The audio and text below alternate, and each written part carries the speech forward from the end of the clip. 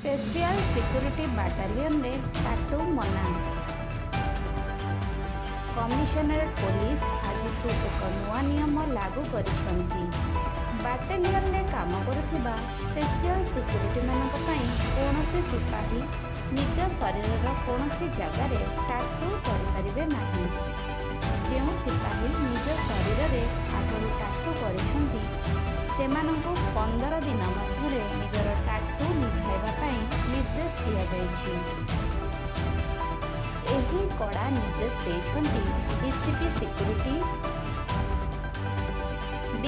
Security एहा मध्य कहिसेंती शृंखलित विभाग रे विशृंखला को प्रश्रय दियाजिबो नाही।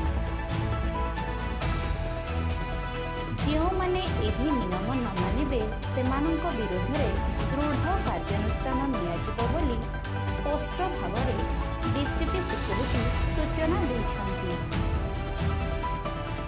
एही कथा को नहीं कमिशनरेट पुलिस एक आदेशनामा जारी करिछि।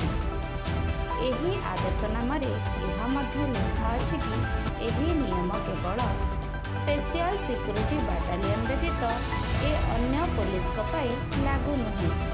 Bureau report entertain Odisha.